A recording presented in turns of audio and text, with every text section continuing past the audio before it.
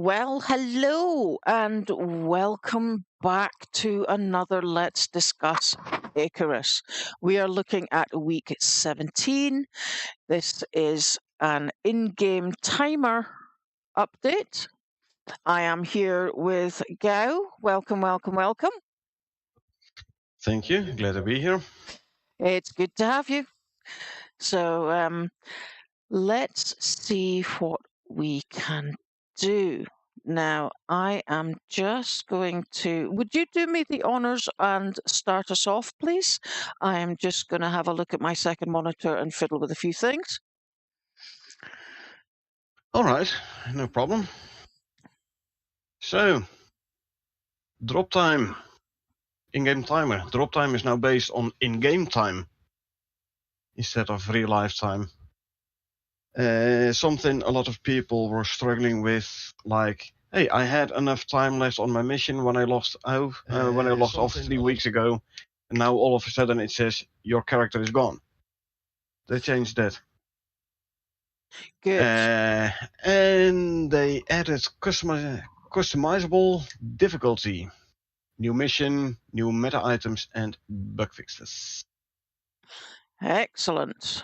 Alrighty, so let's get into that first box here. Let's get to what Dean says, if you will, please. Thank you. So, as a studio, we all want to work on unique ideas, try new things, and experiment with the games we make. One of the consequences of this is not always getting it right. Over the past month, we have been making adjustments to the game to correct the aspects we didn't quite get right. This week, we correct what is perhaps one of the most contentious design decisions, a real-world drop timer.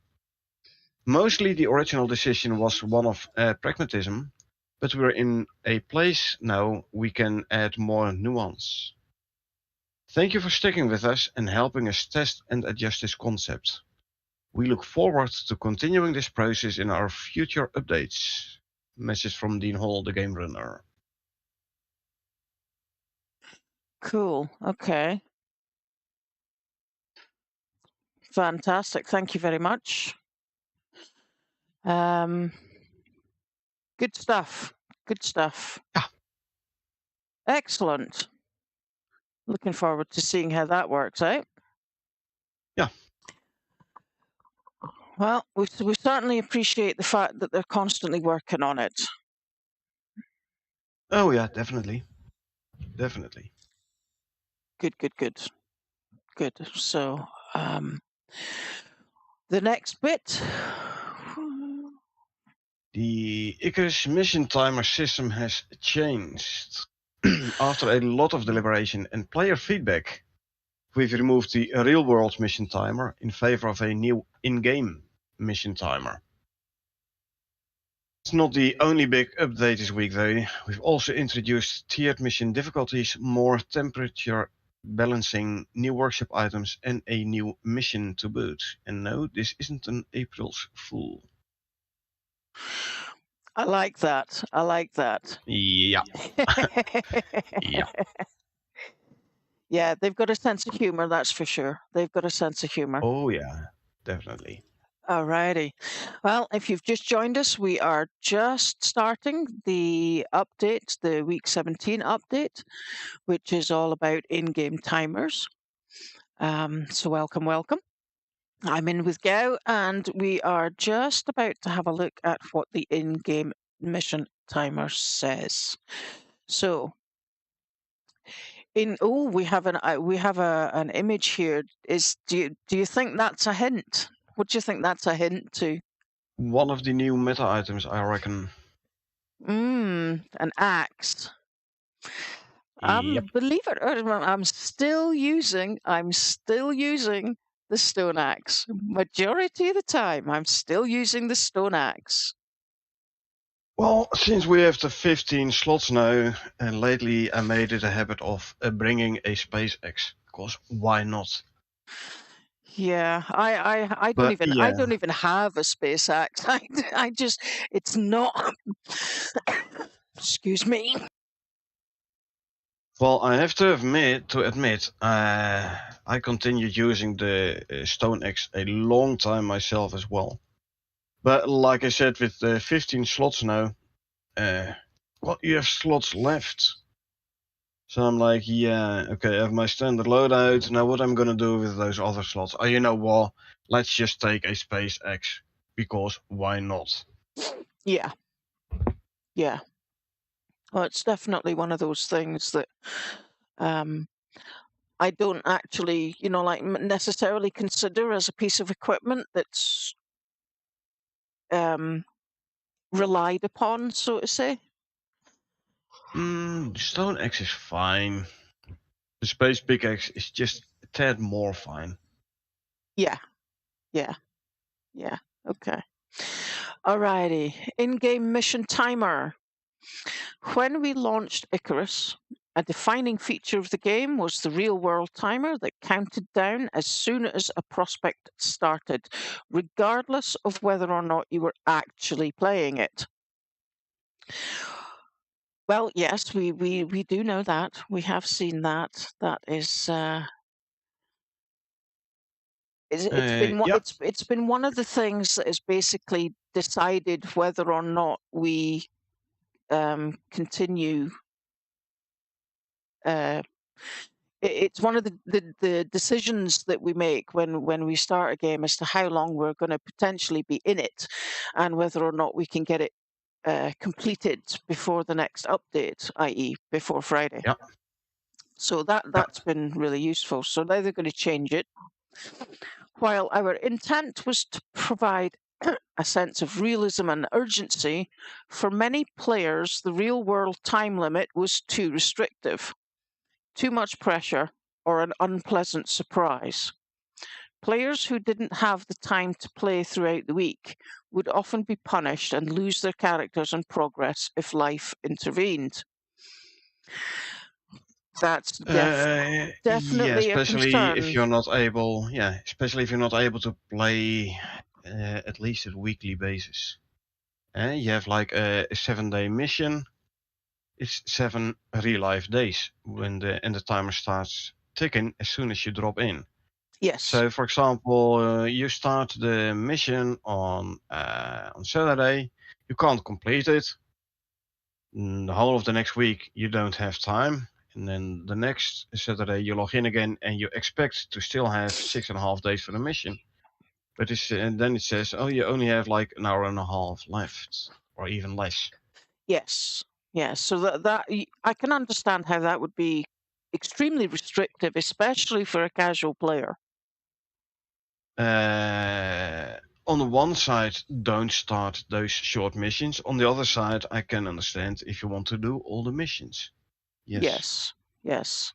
And if one of those missions has only got, I don't know, 5 or 6 hours on it, then yeah, I mean, you can push through that in a night.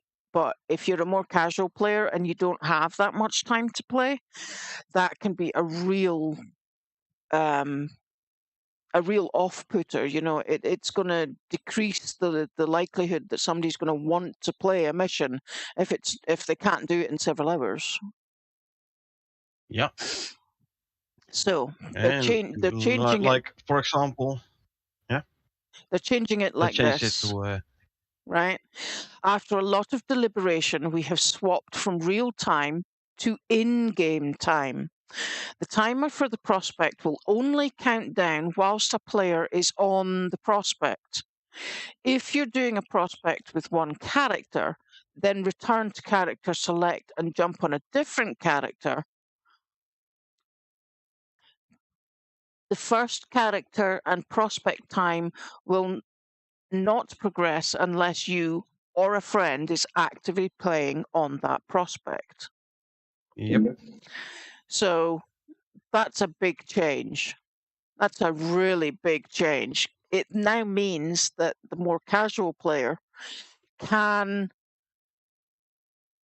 start a mission on Wednesday and do the next bit 8 days later without worrying Yeah. about whether or not they're going to lose their character and their progress and all their items.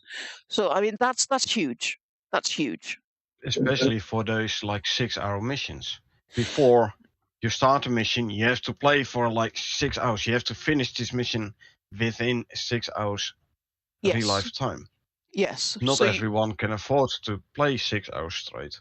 Yes, exactly. And that's definitely, if you're a casual player, you definitely had to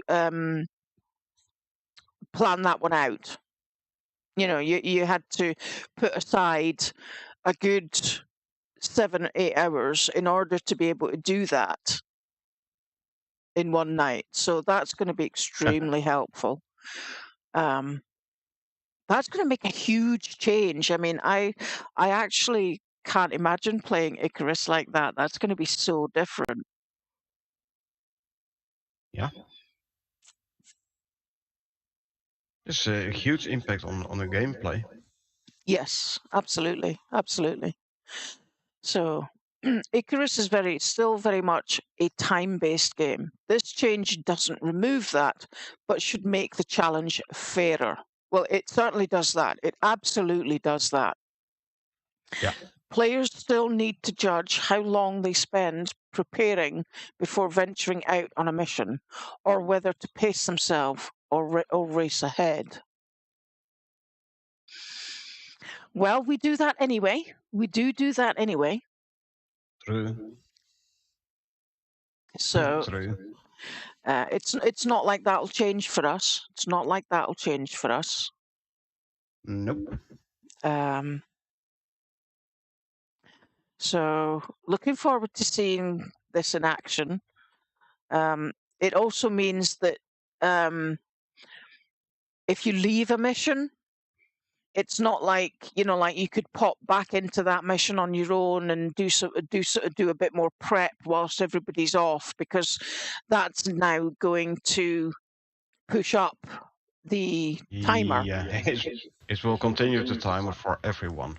Yes, So yeah, definitely, if you play with a team, be aware of this. yes, absolutely, very much so.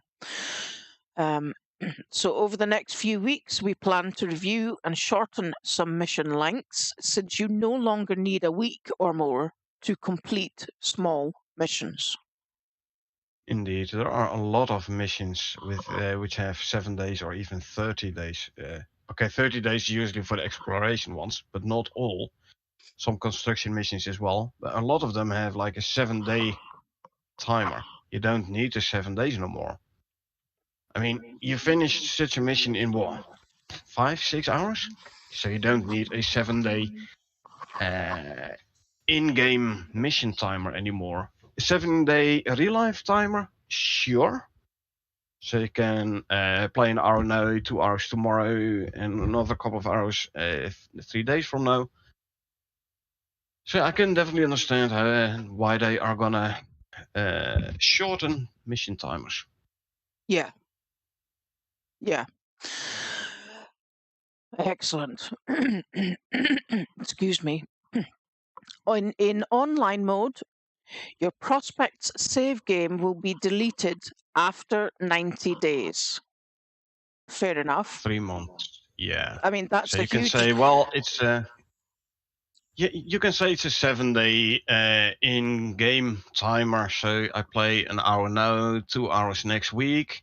And then I'm gonna wait 3 months before completing the mission. And yeah, who's going to do that? Yeah, I don't You think must so. be very, very casual in order to not be able to play the game within 90 days. Yes. And I wonder how many people will complain about this in 90 days, where they're like, "Hey, my character is lost. I started this mission 3 months ago, and now my character is gone." Yeah. Yes. I wonder. Hmm. Okay. We think this gives you a more. We think this gives you more than enough time to complete even the most complex missions. Offline prospects and outposts are stored on your local PC, and so are permanent. So you don't need to worry about anything that's happening in your outpost, because that's saved on your own personal computer. So It has always been that way, that they're saved locally. Yes. Yes. So, um, so that's good though. It's good that they're enabling more time for the missions. You don't feel Oh so yeah, definitely. rushed. You don't feel the hassle of, oh well, if I don't do this, then I'm going to lose everything and things like that. So anything that removes the stress of a game is always a good thing as far as I'm concerned. Uh, yep. Until they start shortening the mission timers, and then people will start complaining like, this used to be a 7-day mission, and now it's like 1 day. No, I don't have that much time no more. I mean, people were complaining. They changed. People will still complain because they, I don't know, don't understand. Yeah, They well, don't understand the change. We I, will th- see. I I'll think, keep an eye on this, but yeah, I think the point about that is the fact that nobody's ever going to be able to please absolutely everybody. So, yeah, it's very easy to piss everyone off. It is not so easy, basically impossible to please everyone. yes, yes. And that's a fact of life. Yeah, so there's a note at the bottom of this. It says, with this change, all existing Actually, you're forgetting prospects. Lindia. Oh, am I? Yeah, I'm forgetting the pretty fundamental Yeah. change to Icarus's game design. Our design philosophy is that games are played, not made. And trying something new in the genre, learning from player feedback, and adjusting course is what game development is all about. It doesn't really get any So, more clear than that. exactly. Yeah, they tried out something new, the real life timer versus in game timer. Uh, sure, you had to work with that limitations. They sometimes were limitations, like I said, a 6-hour mission. You have to plan it properly so you can actually finish that mission. And how many times did we say, I want to do that mission, but I won't be able to play the 6 hours, so let's do another mission. Now we won't have to worry about it no more.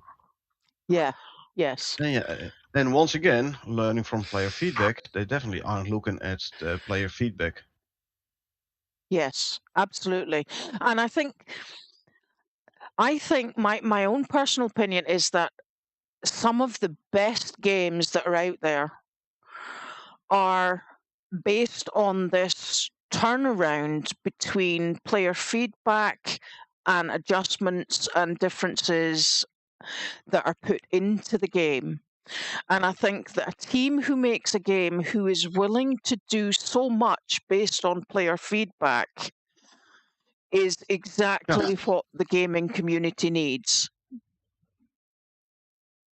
yeah, definitely. Yeah. I'd just like to say hello, Mike. How are you doing? Welcome, welcome to the stream. It's good to have you back. Um, I'm here with Gao, obviously. As we do our weekly update, let's discuss. Let us know your thoughts on the update, and we will quite happily discuss those as well.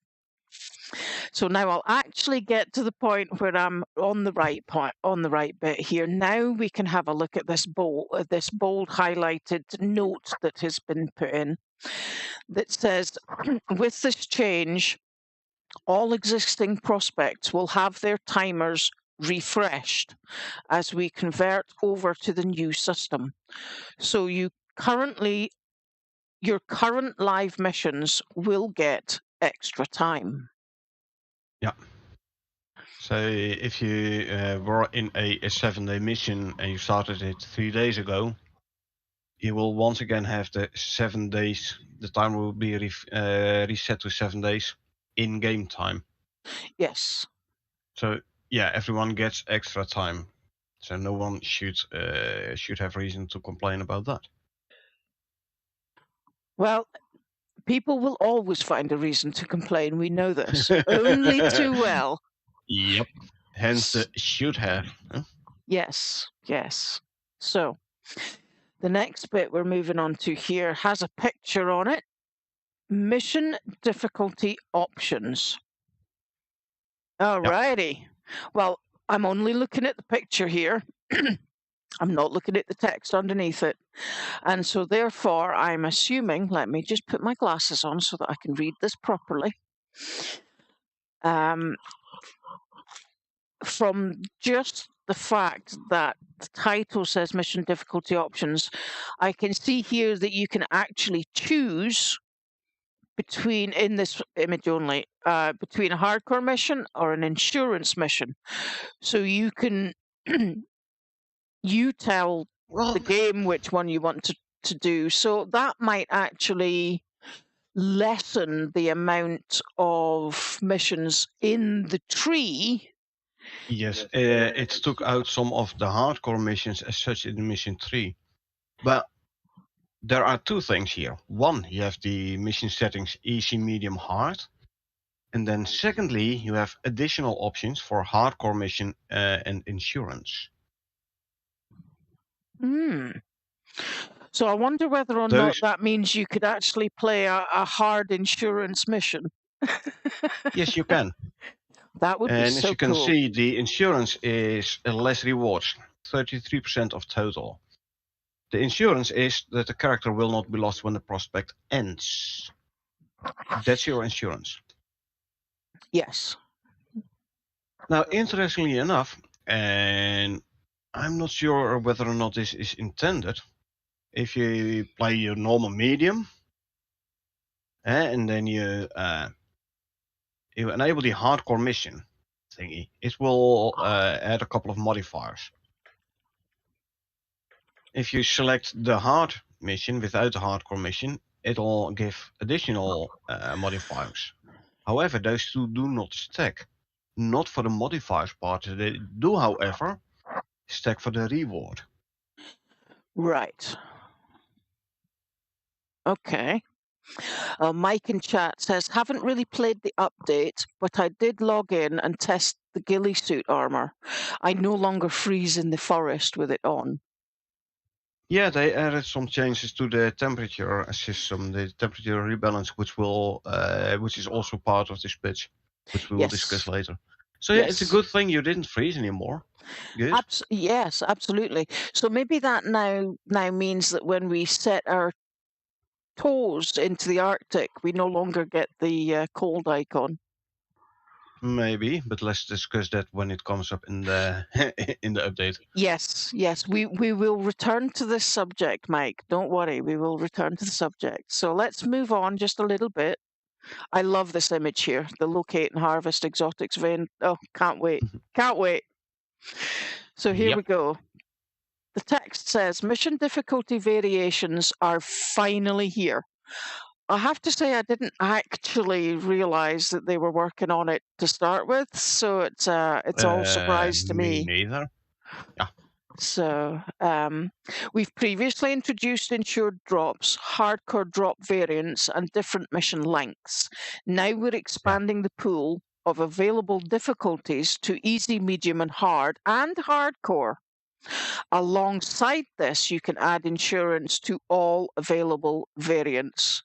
Wow. Yeah. So basically, for each mission, I think I haven't checked them all.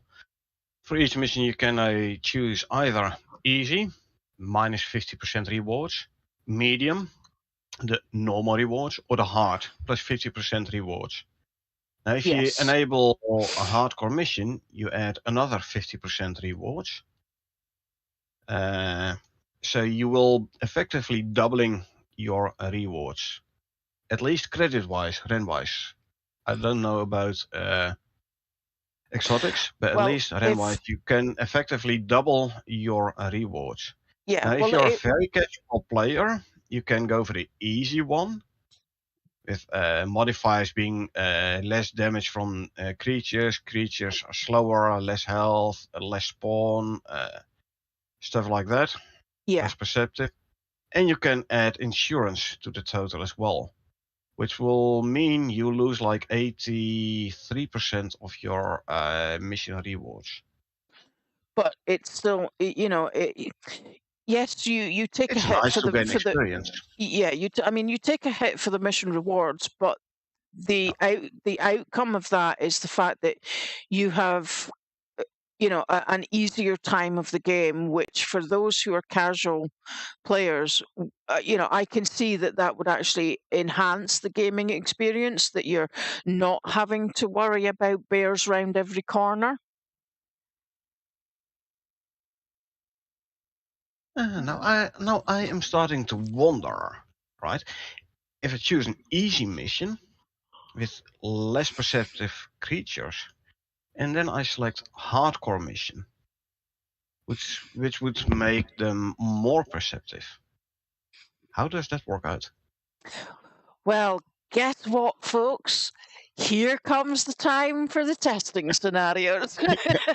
Well, those are percentage based, like aggressive creatures perception, and I don't know how to measure that properly. Yeah, it kind of seems like an anomaly there that you can have an easy hardcore mission. Yeah. So that, I mean, you will still have the less spawning for the easy. You will have the same rewards because easy is minus 50%, hardcore is plus 50%. mhm. So you'll have less creatures spawning for basically the same rewards.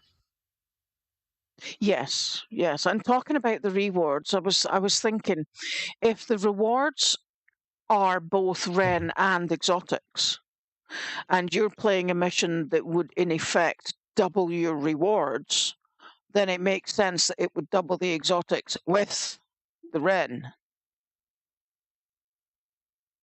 One would say yes. Well, Let's it see, makes which sense mission to did me. we? Let's I mean, see, if you're going to Forest get double the amount, recovery. if you're going to get Yeah, pretty much double the amount of money, then you would have to get pretty much double the amount of exotics. But if yeah. if the exotics are part of the reward, I just checked, and they are. You do indeed also double the exotics reward.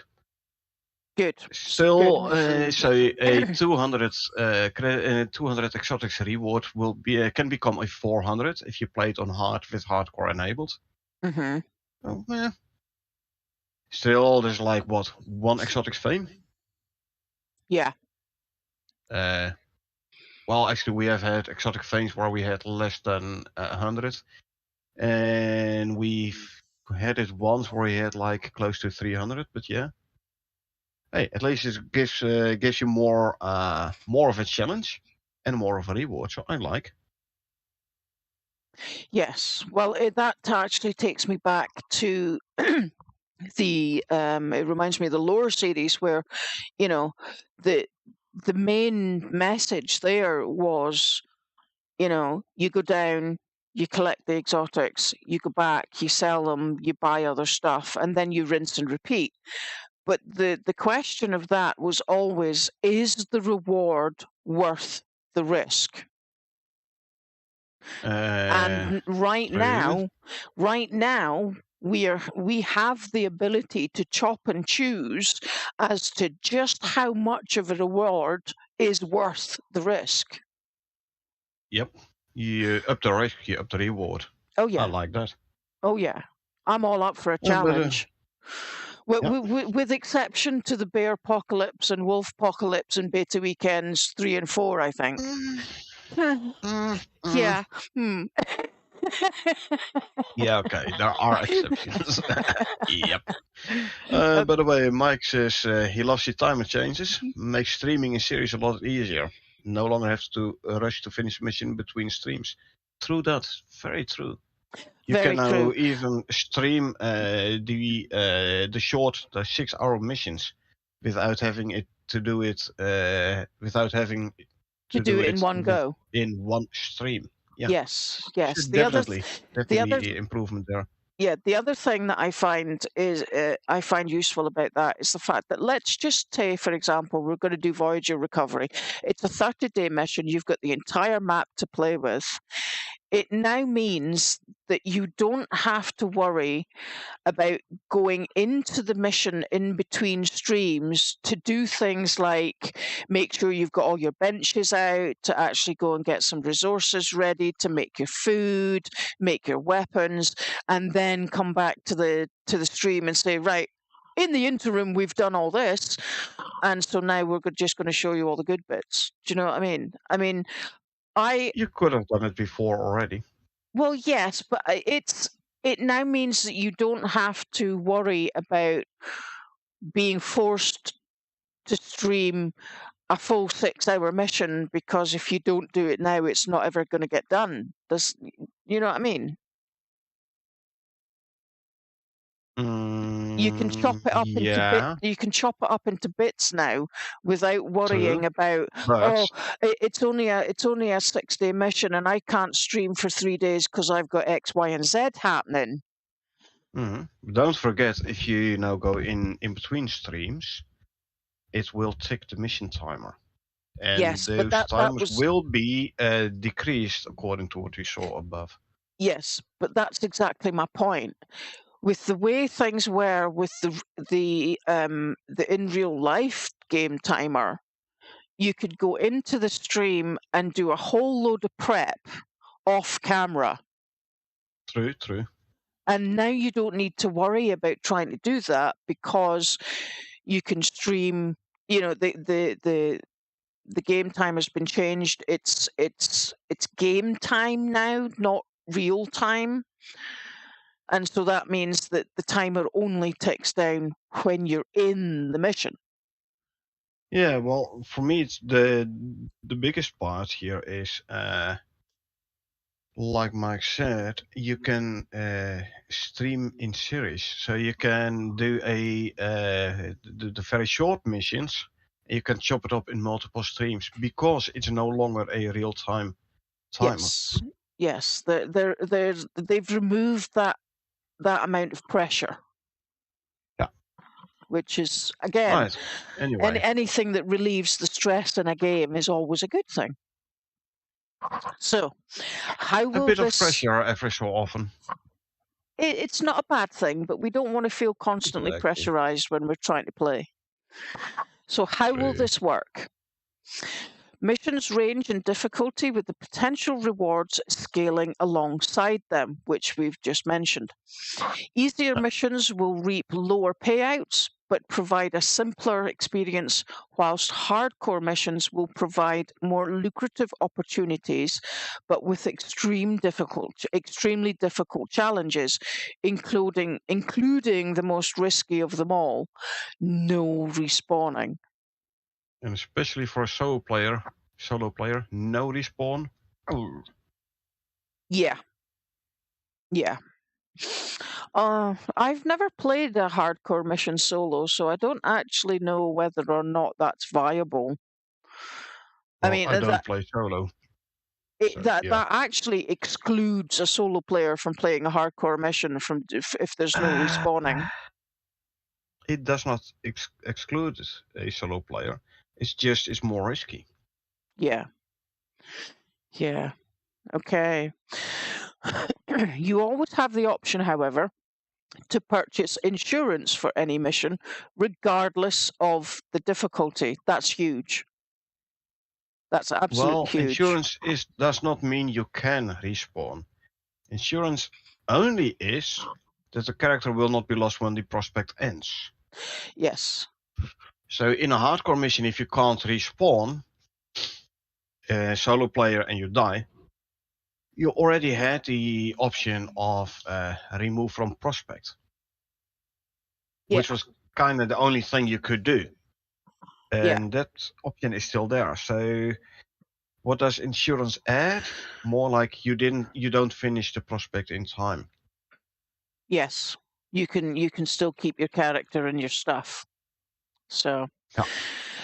this will ensure if your timer runs out, your character will be safely returned to the space station.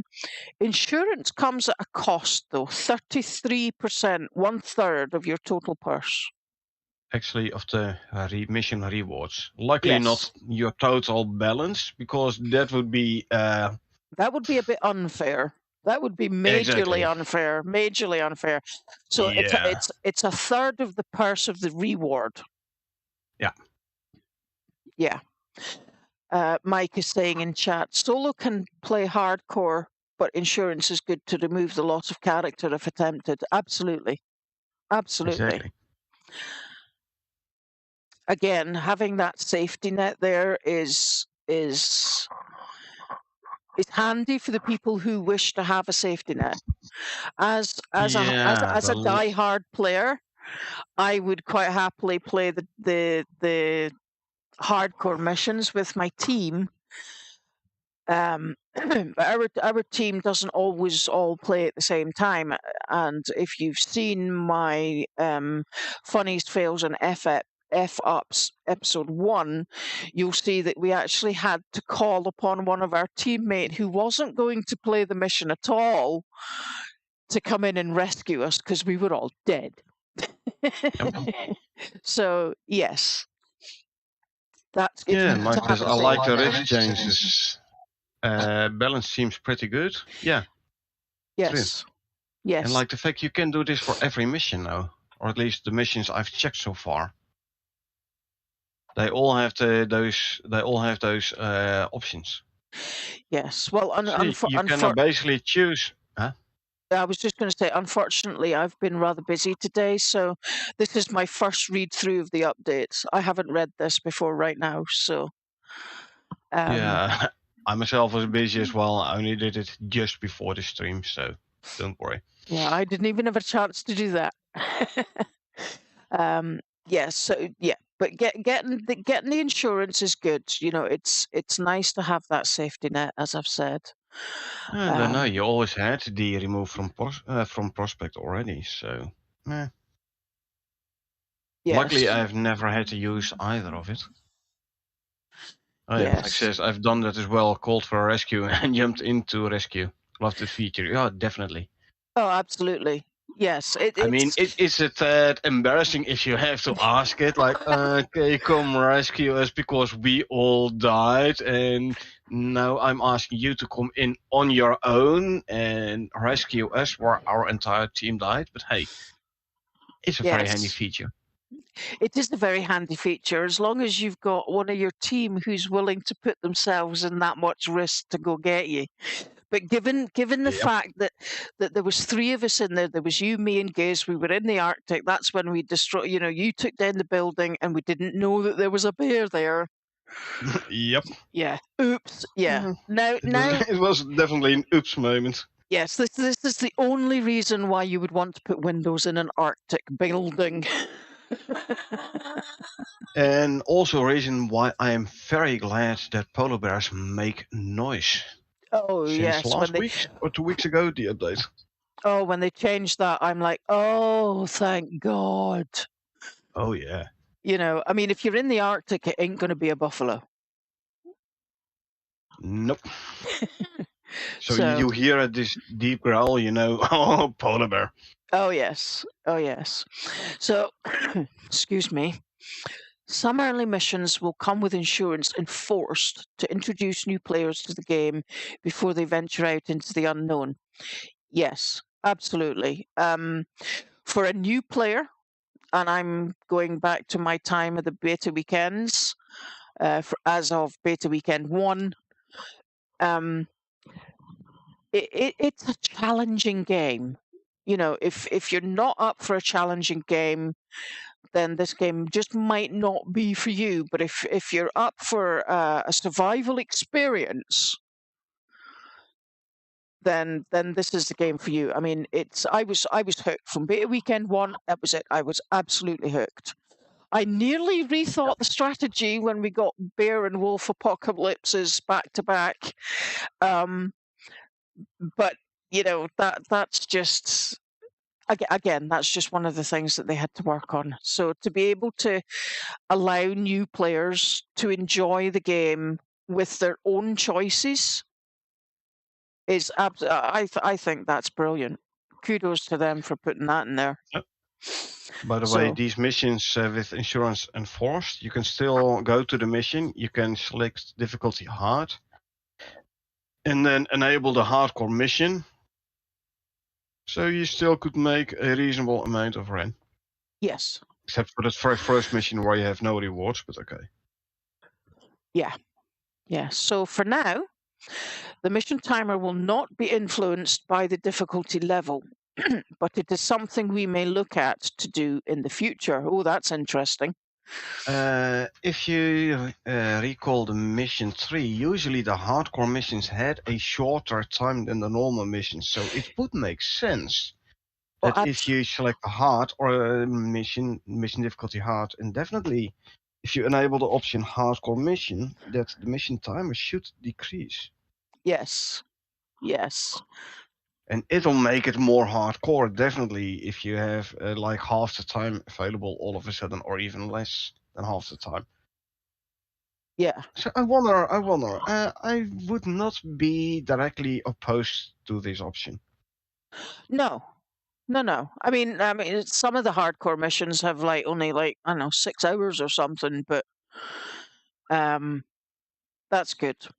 So for Yep. now, enemy health, enemy melee damage, enemy speed, enemy perception, player experience, creature specific spawn rates, and number of respawns will all be factors influenced by the difficulty. Yeah. For example, like wolves and bears are mentioned separately in the modifiers for the respawn rate. Okay. So they respawn like 10% or even 30% faster if you do a hardcore mission, Yeah. which is quite a bit. Oh, yes, definitely. Definitely. But then again, if you need to do the hunting stockpile mission, you can go hardcore and will respawn bears faster. So you get your bear trophies faster. Or you need to find the fatty T-bone. Yes. Play the freaking hardcore, so the bears respawn way quicker. So there's more of a chance of you to find those steaks. Yeah, just You should have had this option last week. Yeah, just make sure you've got at least 500 arrows on you at that point if that's what you're going to do. True. Mike in chat says, "Ooh, enemy speed. Never thought of that." That's they're faster. That's one of the multipliers in the hardcore missions, though, is that their movement speed is increased with the difficulty of the mission, so that in essence you can't outrun a bear if it's less than 2 feet behind you. You ain't gonna outrun that no matter what the mission difficulty. And the fact is that as the difficulty gets harder, the bear gets faster. So therefore, your speed doesn't increase, which is a damn shame. So it's actually of course it's not a shame. Otherwise, the speed increase of the animals won't have no effect no more.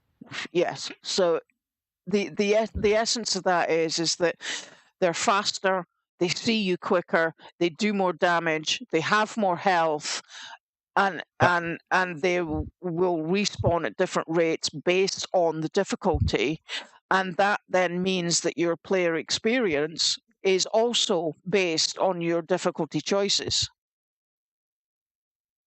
So in a normal difficulty, you can easily outrun a wolf. Hardcore mission, you can't outrun a wolf, so you have to kill it. Yes.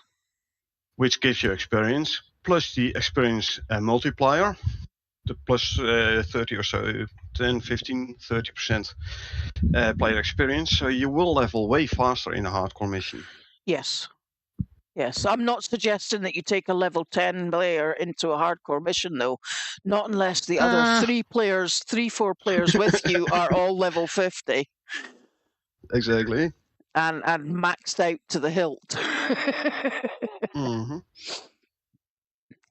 Yeah, it says the same in the next alinea. While we don't have exact recommended player levels for each difficulty, our suggestion is that easy is for players who want to relax and explore.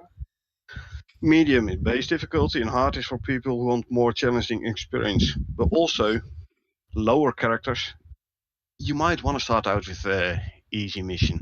Don't jump straight into a hardcore one. Oh no, for sure, definitely. That's like Bear Apocalypse all over again. Yep. I mean, risk and reward go hand in hand. So play however you wish, but be sensitive about it. Sensible, sorry. Yeah, well, it's sensitive works too. I mean, like I said, you don't go taking a level 10 player into a hardcore mission solo. No, not the best idea. Not unless you want to Not the die best within idea. 30 seconds. Well, I've you will had level it. faster if you manage to survive. Well, yes, but then you also run the Big risk if. of stepping out of your pod and getting instantly attacked by a bear, which I've had happen, by the way. Okay, that never happened to me, luckily. Oh, I have. I've had that happen. It was so Well, embarrassing. so it's a good thing the sidestep works again. Well, yes, but if you've Which we literally tested. just set a foot on the floor out of your drop pod and you've only picked up 2 sticks, 1 stone, and a piece of fiber, and you get killed by a bear, that's not much fun.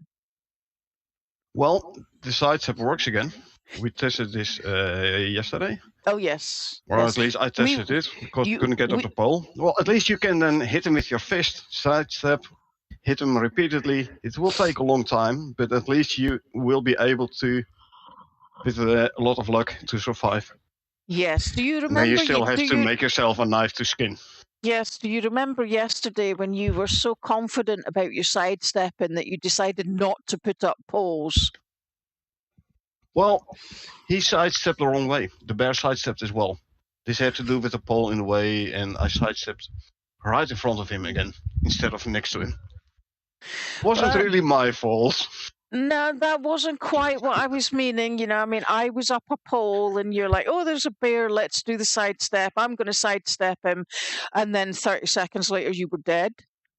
I managed to sidestep successfully a couple of times until he came around your pole. So he had to move aside, and I sidestepped right in front of him. Yes, not a good idea. Not a good idea. And that so it wasn't my fault. Let's put it that way. that was a level what? 100 and what level bear? No, 78. Okay. And he, I went up the pole initially, and he came up because I didn't put the blocker in. Yes, that was a second experience with a bear. We both put up poles. We're both at the top of the poles. The bear comes running from in front of us, runs underneath our poles, runs around Gow's pole and up Gow's pole after him because he didn't put a stopper in place. Always put stoppers in. Always put stoppers in. If you're dealing with bears and you have the time to put a stopper in because it will save your life. And yesterday was the first instance ever since Beta Weekend 1 that I've ever seen a bear run around the pole to get up it. It's usually only been... He was moving back and forth and was just bad luck. Yeah, I mean... He didn't deliberately walk up the pole, but he moved back and forth a bit, sideways. And then he came at an angle where he was actually able to run up. Yes, and that was funny. And I do believe I clipped it. So we'll be seeing that in an episode of Funnies, Fails and F-Ups. So sure. Mike in chat is saying here, I'm wondering if an existing mission is set to medium or easy by default. I know hardcore won't be, but... a mission already in progress. I assume it will be like how you started it. If you started a hardcore before the patch, it will be hardcore. Otherwise, it will be medium. Any new mission by default starts on medium, and you have to change those settings to make it an easy or a hard or even hardcore mission. Yes. By default, it's medium, and neither hardcore nor insurance checked. Yes. So. Yeah. And the other thing is that. Oh gosh, I was going to say something there, and it's just completely gone. So I shall move on. Mike says he learned a stopper trick as well the hard way. Yeah. Yes. Me too, buddy. Me too. So you use totem poles as well, then, do you, Mike? You can let me know if you do, because I'm glad to see that somebody else does. I don't see it an awful lot in when I'm watching other people play.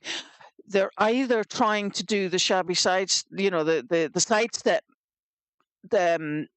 way of eluding them, or they'll maybe burrow into a rock and hope that it just de-aggros and goes away. I don't see And too many jumping into the people using water. poles, or jumping into deep water. I don't see too many people using poles. I see no one except for our team.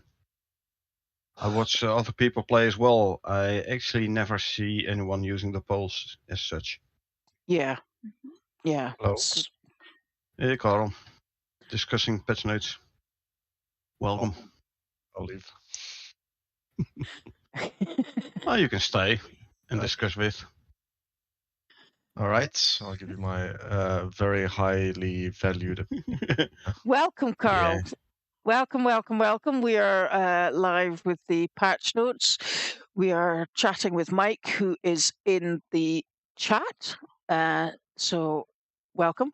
We are at the bit where we are looking at the next paragraph, which says hardcore missions provide the most harrowing experience with 0 respawns available. Your teammates can still revive you, and we've talked about this, Carl. Yes, we have shouted on you many's an occasion to come and rescue us. But staying too close to one another is more critical than ever, as death does not come with the option of waking up in a cozy bedroll. Yep. Well, if the fire's out of wood, it's not going to be quite such a cozy bedroll to start with, but... Hey, at least it's a bedroll you respawn. Yeah. So do I understand that the change correctly, that they've changed the respawn mechanic? Because it used to the be missions you had, normal missions, you had hardcore missions and stuff. It is now an option. If you start a mission, there is an option to choose for easy mode, minus 50% rewards, or the normal, or the hard mission, plus 50% rewards, with the accompanying modifiers. There's also a tick box for hardcore mission, which gives you an additional 50% rewards, but makes it so that you can't respawn. And there's a tick box for insurance, so character will not be lost when the prospect ends, which will cost you 33% of the reward unchanged balance. mission rewards. I see what they're trying to accomplish. They're adding obviously a multi-tier difficulty system that increases the rewards as you add in more penalties or such. Yeah, you can now choose. Yes. Oh, that on each and every mission. On each and every mission. Every single one of them. Yeah. That sounds quite nice. And these bonus increases also include the exotics. Yes. And the bonus decreases. Oh, I got it, yeah. So if you don't take the options. So what is the base? Is the base gone up or down? What I mean by that, obviously, is that if you just left it so normally would the rewards stay the same? The same, I'd say. Yeah. So it hasn't been tested yet? No, we will. We are looking forward to doing the science testing soon. Mike, in answer to my question of whether or not he uses poles for bears, he says, I do sometimes, or build one by one with a ramp and destroy the ramp when I'm up on top. Build a 1x1, yeah. Yes, a 1x1 with a ramp and destroy the ramp when I'm on top. So... I still think the poles are quicker. They're a little bit more finicky to do, especially if you're being. I mean, I've had it such that I'm in the process of trying to put up poles, and the bear will rush me and will actually bump me off the pole that I'm on, trying to put the second one up, and so now I'm running around the ground with a pole mechanism in my hand, trying to avoid the bear and put my second pole up at the same time. So it can be a little bit finicky, but if you know that. If you're in with a team and you know that at least one other person has got poles, you don't necessarily have to worry about it because you can just run up one of their poles. Yep. And then you're standing both on the same pole, and means you can't shoot the bear underneath the pole. Yes, and the other thing is that if that individual with a pole has a stopper at the bottom of it, you can actually trap the bear underneath the pole because you can jump through the V space between the stopper and the diagonal beam. So there are different ways to get around it. It means the bear will then start attacking those poles, and if he takes out the bottom pole of the diagonal ones, then the one on top will fall down and get attacked by the bear as well. So yes. Yeah, it's an option. Not too friendly for your teammate though. No, but it gives you the opportunity to actually get your own poles up if you can get the aggro of the bear onto somebody else. Yeah, basically saving yourself at the expense of your teammate. Yes. Abso-freaking-lutely, yeah. Sounds like a them problem, not a me problem, indeed. Yeah. Yes, that's definitely a them problem. Okay, so let's continue. Yeah. Sorry, go if you would please while I wet my throat. We'll be actively monitoring how these new tiers are balanced. Your feedback is so helpful, so keep your thoughts coming in via feature upvote. And we'll keep working towards a playing experience that suits every type of prospector there is. So again, the importance of feature upvote. Give your thoughts on feature upvote so the team can actually they know like how do people experience these changes. Can we do better? If so, what can we do better? If no one gives them any feedback, then how can they know whether or not they did it right? So do give your feedback. Absolutely. I mean that's where all these changes are coming from. When the team says, "Oh, we're listening to player feedback," that's where they're getting the feedback from. Is the feature upvote, and one of the things that you have to consider if you're using feature upvote is to have a look through it to see whether or not somebody else has already put their issue in. And I'm aware that not everybody phrases it the same way, but if there are enough comments kind of spread out because people are not picking up on the fact that this is the same issue as they have because it's been rephrased, then the team will actually collate all of those ideas and put them under one thread. Yeah, but it all costs time. It generates work. So in order to lessen the workload for them, do check yourself whether or not there is already such an item within feature upvote and add your comments to that post. Yes, absolutely. Okay, now we've moved on to the next bit, which is the temperature rebalance. Now, we were introduced last week to Scorched and Frozen update, whereby they had tweaked the temperatures that affect the players. And now I think they've taken that one step further. And they listened to the feedback. Oh yes. I mean, I noticed the difference immediately. The nano armor. If you're in the forest and you build, I mean, our team's general start is that people land. One person crafts the pickaxes, somebody else does the bows, somebody else does the arrows. And they do it for the entire team. And then one of the things that I do is I build the fireplaces because I have the fireplace burns at 50% per talent on my character. So I will make 2 or 3 different campfires so that we can have veggies in one, meat in another, and fish in a third, or flatbreads. We can spread the cooking out. But now it's got to such a point where if you have more than one campfire in the house, it gets way too hot. So it's basically you go in, you set you set a pestle and mortar to make ground crushed bone, and then you've got to run out the door again because otherwise you start getting overheated because there's one campfire in the house. Yep.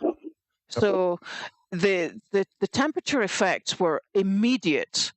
And the only thing I could say that was a good thing with that was the fact that taking a fire pit into the Arctic is way better than it was before. Yeah, The heat from the fire pit is like the effect has been increased. Yeah. So definitely in the Arctic, it stays way warmer near the fire pit than it did before. Yes, although by contrast, in the desert, you want 3 campfires, because they don't throw out that much heat, and you actually don't want them to be anywhere near the house. Yeah, you preferably have them just outside the house. Yes. Now, actually, that's one of the things that we tested yesterday, if you remember. It worked. And it worked like a dream. I made 2 campfires. We built a small 2x2. It wasn't a very big mission, so we didn't need to go to tier 3 even. And so what we did was we had a really small 2x2 house with just your basic benches. And actually what I did was I built a 1x1 extension on the side of it with a floor and 2 walls, no roof, just a floor and 2 walls. And I put 2 campfires into the extension. And then we had the beds on the other side of the wall on the inside. Did I put a roof? You did put a roof, yeah. For, two walls, it will a roof. go out in the rain. Yeah, two walls and a roof. So it was enough shelter, but you could still access them. Now, even outside, you still heated up pretty quick when you were using the campfires, but the difference is the fires are outside, and you can then have your bed rolls on the other side of the wall. Yeah, to make it very clear, we kept the wall between the base and the campfires. So we did not make the campfire 1x1 a part of the base, but we kept the wall in between. Yes, it was an extension on the outside of the house. Yeah. And it worked like a dream. So we could actually, I think, with the temperature rebalance now, I think from now on we'll be putting the fireplaces in an extension on the outside of the house. The disadvantage is you have to walk outside to get to them, but the big advantage is you won't get overheated inside the base. Yes. So, okay, so let's have a look at this temperature rebalance there. That's quite a nice image that they have there. Let's see what it says underneath. So, for last week's Scorched and Frozen update, we made some pretty fundamental changes to the way your character interacts with various temperature sources. As with any big change to an established system, there were some unintended results we hadn't accounted for or that weren't clear to players. Thank you for everyone who worked with us via Discord to investigate the issues and make suggestions. Yeah, a lot of people were complaining about those temperature reworks, mostly because they didn't understand it. Yes. Before, I was running around in the ghillie suit, like Mike already mentioned. I was running around in the ghillie suit in the forest without problems. And now I get too cold when wearing the ghillie suit. Yes, you get too cold when it's wet. Yes. Ghillie suit, use it in the desert. And definitely don't use it in Arctic at all. People did not understand this, and they were like, I'm walking around in the forest with my fur armor on, I get overheated. This was not like it was before. No, this was part of the temperature changes. And yes, as with any big change, it takes a while to get it right. So they worked on it right now. Make it more clear, and also a rebalanced thing or two there. Yes, which is good. Good. So the next bit says, as we said in the week 17 update, our goal for these changes was to put the player more in charge of their character's temperature, and for those who have a much more tangible and for those changes to have a much more tangible impact. The previous system had several limitations which called for a drastic change in the way we handle temperature. Okay, very good. I did notice that the Naneo suit armor was saying it had, each piece had a certain percentage of temperature insulation. Yeah. And I reckon without it being made clear, I would have automatically assumed that temperature insulation works for both hot and cold. It should, but there were some issues indeed also with the Neo. Where yes, it insulated you, but not sure it was the full 75%. And as Mike says, the Nano resists are back, 75% for cold and heat with a full set. Well, that's I'm really not sure, good. Mike. It was a set bonus though. I believe it was like separate pieces, because the set bonus is weight capacity, collision resistance, swimming speed, stam regen, and max stam. The insulation ones, the cold and heat resistances are on the armor pieces themselves. Yes, but with every single piece gives you the total of 75%? 70 actually. Oh, 70, okay. So, yes, so you'll still get some heat or cold resistance without a full suit. It's just you won't get just quite as much, obviously. The big one is the chest armor with 30%, followed by the legs armor for 20%, 10% for the head armor, and arms and legs both 5%. Or arms and feet, I have to say, both 5%. Yeah, Mike says he just added up the resists to the set, so... Yeah, maybe you have a different set than me. I only come to 70%. Maybe I'm calculating wrong, but... Well... I'm looking at the workshop right now, and I'm only getting to 70%. Well, 70, 75, you know, it's... Maybe you have the Icarus suit. One gives you 5% heat, and the other one gives you 5% cold resistance. That would bring it to 75 total. Yes, I'm not wearing that suit. My go-to suit is the Hark. My Enviro suit go-to is yep. Yeah. It's going to take an awful lot to push me off of that Enviro suit, I'll tell you. Well, just to have 2 module slots, that's about it. Yes. Yeah, the second module slot. That's basically the only reason I'm wearing that suit. Or the second module slot. Yeah, it's going to take an awful lot to get me off of that suit. So, so next up we have what we didn't quite account for was the level of source stacking, which didn't show up in our early testing. Icarus leans heavily into modifiers and stats, and it can be quite easy for things to get quickly out of hand in these situations. A 2% change here, another 5% there, it all adds quickly up. For week 18, we have rebalanced the new system to account for more auxiliary temperatures, sources of temperature. So that would be indicative of this image then, where they're talking about the equipment, the storms, the drink, week and the 18 heat. is next week's update. Yes, that's next week. Yeah. So that would be more indicative of the image there, would it not? Well, actually, it is. The image is showing a couple of them stats, like fur armor. It gives you more heat. As you can see, the red part is wider and the black part is smaller. Definitely, the blue part is smaller, so you don't get frostbite as quickly. However, a heat stroke is way more likely. Yeah. The same goes for a campfire. If you add a campfire and a fur armor, so you're basically stacking those two, then you overheat more quickly. The hot drinks, the drink which is in the picture here, is a hot drink, as indicated by the red arrow there. Yes.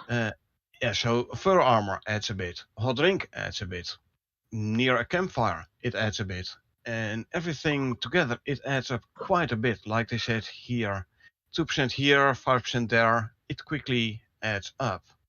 Yes, it certainly does. I mean, if you're going to be silly enough to run around in the forest with fur armor on and then stand next to a campfire, then I kind of think you almost asking to put yourself into a sauna. Yeah. I mean, I kind of would have thought that would just be common sense, but I can understand if you're just coming back from the Arctic, where you need the fur armor and then forget. I've had that happen. So, Mike says they didn't notice the size difference of the red area. Good catch. Red area as well as a blue one, Mike. Yes. Yes, they both change. So the other major piece of the puzzle was that we brought back the safe zone modifier from the previous system. You'll notice now that your armor has resumed making changes to the red-blue areas on the temperature bar. Excuse me. And we've also put in scaling and safety measures to help ensure the character can't go beyond intended extremes. We found this played much nicer with the direct changes that other temperature sources had on the character, and we welcome your feedback on those changes. Yeah, so the safe zone, I reckon, is the black part between red and blue. Yes, between hot and cold. And it's actually something which is easy to check. If you're down on the planet, you take off your nano armor, will the red and blue parts become bigger, and thus the safe zone, the black zone, becomes smaller? Yes or no? As you can see, the fur armor gives you a wider red part and a smaller blue part. I assume the ghillie suit is the other way around. I can't really test it because I don't have the talent for it. But I assume it's the other way around. Give you a way bigger blue part and a way smaller red part. Meaning your safe zone gets towards the warmer side. Yes. Yes. It makes it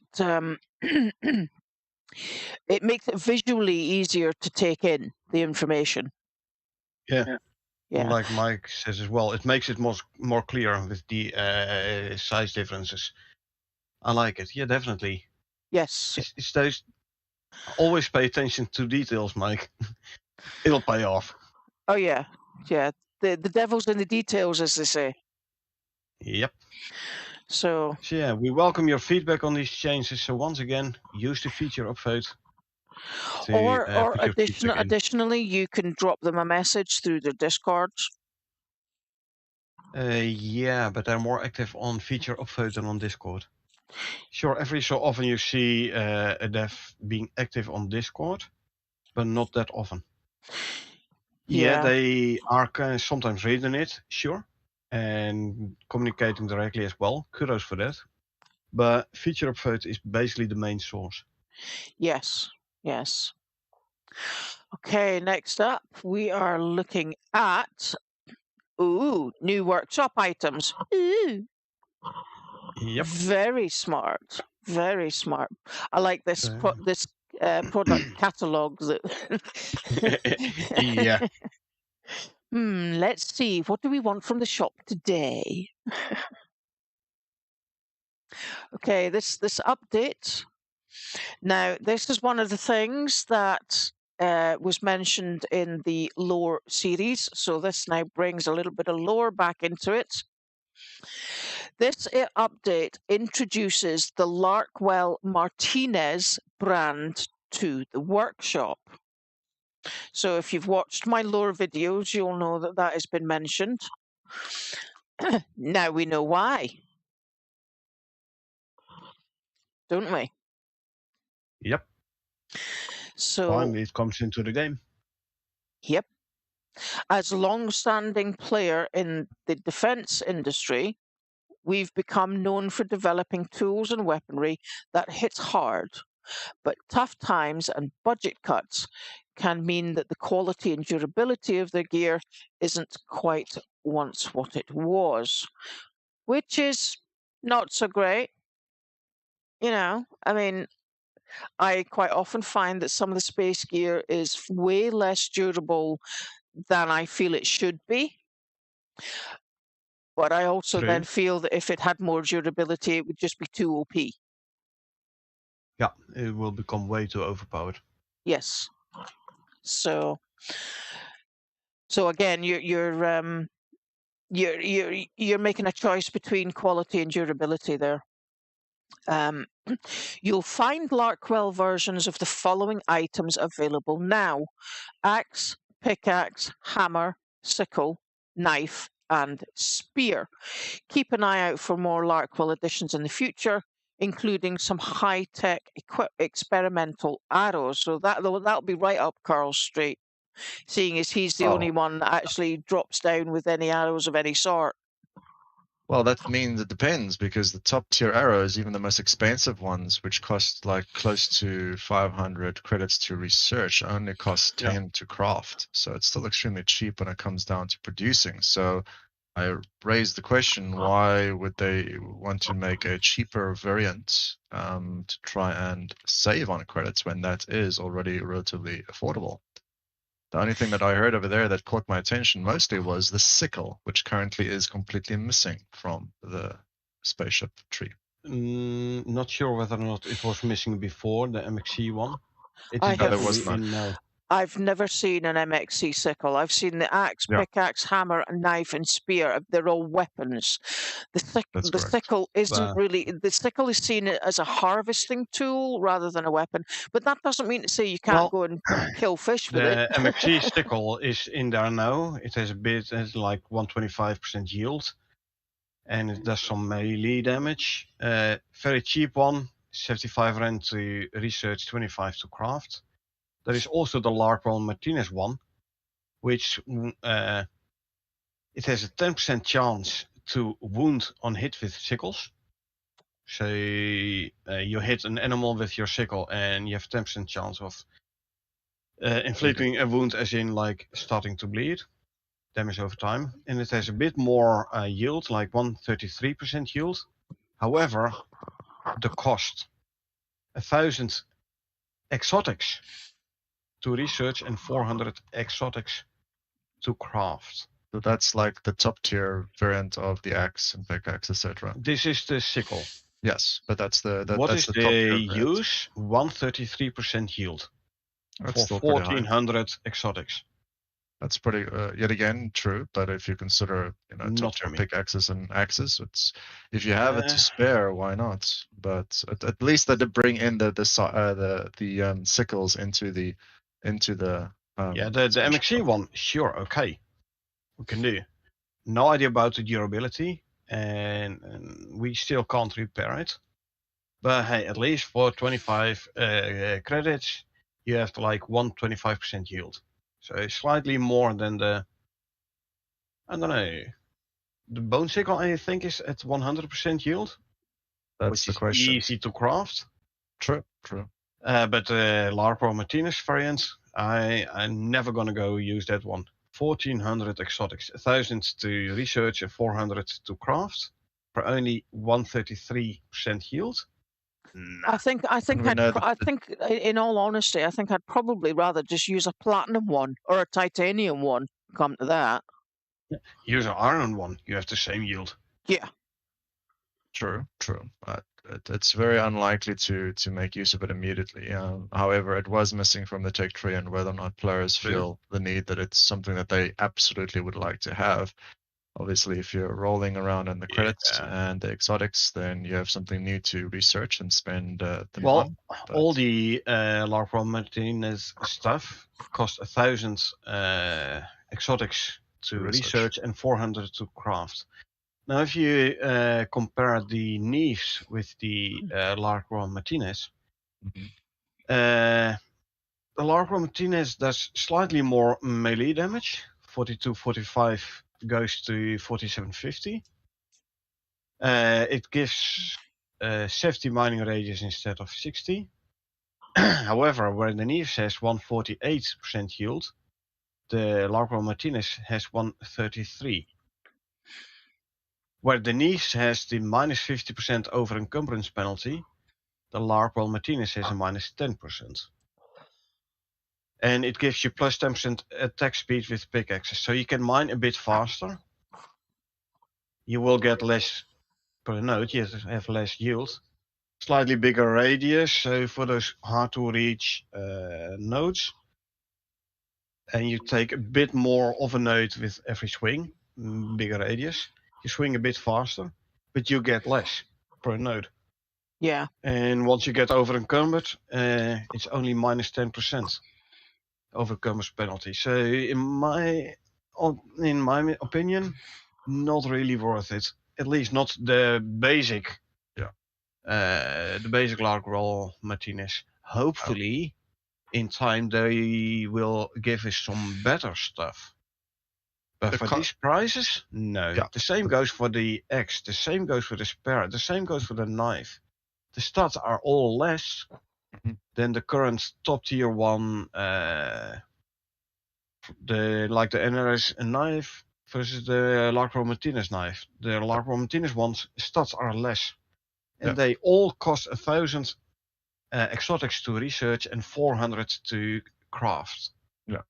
Yeah. Sounds like the cost isn't justifiable. If you consider for 400 more, you would get the top tier items. So I think the prices should have been adjusted slightly lower, something more on the lines about maybe 500 to research and 100 to craft, or maybe 150. Well, the interesting thing is, in the workshop, they branch off in the same branch as the current top tier, which would indicate also the starting cost, which would indicate this is the start of a new branch, but you have to go through a bit of the MXC before you can start using the Largroll Martinez. It's an interesting concept, and it does kind of, in my opinion, it does kind of point towards there will be better stuff.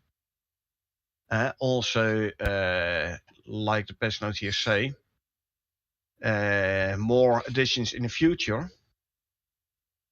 So, interesting concept, but not really worth it yet. And yeah, would be cool, Mike, to if you could repair your space items with exotics if you get some in-game. Would be cool. Yeah. Would it be worth it? Maybe, probably. Yeah, I'm just going to go back a little bit to the chat bit further up. Mike says he did a test, he activated the fireplace, and the red bar grew. So the bars change in real time and are not static. Nice. So okay, so the red bar grows if you activate the fireplace. I would have expected the temperature indicator to move to the right, and not necessarily the red bar to increase. I would say that would be like your armor, like your insulation modifier, or your heat resistance, which will grow based on armor, and maybe your drinks. It does but make not by a fireplace. It does make sense though, because your basic red and blue black temperature scale sits normal when you're just got your armor on and no heat next to you. If you have a heat source, it makes sense that the red bar would grow because it will take less movement of the needle from within the black to reach the red because there is a heat source. No. I would say the needle should move to the right. Should move towards the red. The needle probably moves as well. The red bar itself should not change by a campfire. It should change by armor, yes. And maybe, but no, not even with a hot drink. Hot drink should also only change the current indicator, like the needle go to the right towards the red. But the armor should be the one which should change the size of the blue and the red parts. Your insulants, your heat resistance stats. Adding a campfire does not lower your heat resistance. It just makes you hotter. Yeah, it shouldn't change anything on the resistances, though. Yeah, the needle does move right. It just gets to the red bar faster. Yeah, it gets there faster. True. Yeah, which would make sense, seeing as there's a heat source. If you're going into the Arctic, then you can expect the blue portion to be bigger, and then the needle would move faster towards the left. So it makes sense to me. I get it. You know, it might take a little bit of getting used to, but like everything else, you adapt. you know. So Yeah, we'll, but we'll be the keeping red a part close and the eye on blue that. part. Yeah, but the red part and blue part should not change with vicinity to fire or with the biome you go to. It should only change with the armor you use. Well, we don't change Okay, our armor, we'll see how it goes so in we'll game. see how it goes. All right, moving on now. New mission, preservation stockpile. Well, they've been really good at adding new missions. It's got to the point now where there are too many missions that I haven't done, period, on any character. So I'll have to start working through that. I do have a plan for that. Yeah. So stay tuned. Once the plan is completely thought out, totally and utterly, and we actually have an idea as to how we're going to do it, then we shall start putting it into effect. So. And hey, the whole timer change is going to help you there as well. Oh yes, absolutely, absolutely. So here we go. New mission. The mission this week is set in the canyons, though you'll be venturing all over while you hunt to fill out the stockpile shopping list. That tells me we're getting the whole map. Yep. At least I'd expect to see the entire map available there. Or at least multiple biomes, yeah. Yeah, most of it. You'll have to get your drying racks out as full dried meat orders is being placed and is being sent back up to the station. Rumor has it that it is one of the new Lark Hall items. Let me try that again. Sorry. Rumor has it that one of the new Larkwell items can assist with the harvesting needed for the order. Sickle? Or knife. We're talking about dried meat. Oh, yeah, the knife. Yeah, the knife could help. I think I'll stick with my top tier knife. That is my go-to. And I don't think I've actually had a mission yet, even a 30-day mission that we've played where it's actually broken. I've got really close to it, but I've never actually broken the durability on that one. It's excellent. True. Plus, I've asked you a couple of times to craft me a better knife because mine was getting close to breaking. I'm not sure I've ever completely worn out one though. Especially not the Ventura one. Maybe the key or the Shishu. Yeah, I don't think I've ever completely worn out the Ventura one. Yeah, the key knife was the one that I used before the top tier one that gives you 100% wound resist protection. Yeah. So since that one came out, that has been my go-to. I do not leave base without it, literally. So the knives, talking about the knives, the Ventura one has a 225% yield from skinning. Where the Larkwell Martinez one has a 150% yield from skinning. However, there might be a hidden stat where it gives you a bigger chance of getting the special meat. You know what? I'll research and craft one, and I'll take it with, and then we can see if I skin something, do I have a bigger chance of getting the special meat? Okay. So we're moving into the last. We're moving into the last section. We're looking at the detailed change log now. Gail, if you wouldn't mind starting us off, so that I can clear my throat and deal with this frog and get rid of it. So thank you very much. So we added new mission difficulty system and UI to the prospect select screen. We talked about this one at length already. They added new Larkwell items, axe, pickaxe, hammer, sickle, knife, spear, as we talked about as well. We've added a new mission, Canyon Stockpile 2. Well, actually, that's not what it is called in the mission select screen. It is called Preservation Stockpile. So yeah, they added one, and we're definitely going to test it out. Okay, is it not a possibility that if they've added new mission Canyon Stockpile 2, it's a separate mission to preservation? It is not a separate mission. I went through the mission tree extensively, trying to find the Canyon Stockpile 2. It is not there. Okay, so they've labeled it wrong then. And also, just above, new mission, Preservation Stockpile. And that is how it is in the mission tree. Okay. Preservation stockpile. Okay, so they've basically just labeled it wrong in the change log, which would signify a more simple term that they've used for it on their side. Yeah, slightly different name. And maybe they initially wanted to call it Canyon Stockpile 2, and they later on said, nah, we call it Preservation Stockpile. I don't know. We'll see. Okay. Converted mission timer to be played instead of real world time. Yeah. So in-game time versus real-world time. We discussed this at length we did. already as well. Oh, we did. We definitely did. We definitely did. Updated the mission end screen. Okay. Well, we'll see that when we finish a mission, I guess. Yeah. Maybe a bit more information. I don't know. Maybe we'll have a bit more time to look at all the revenues we collected in a mission. I don't know. We'll see. Yeah, that's possible. Okay, now we're going to get into a bit more detail with temperature fixes. Frostnip.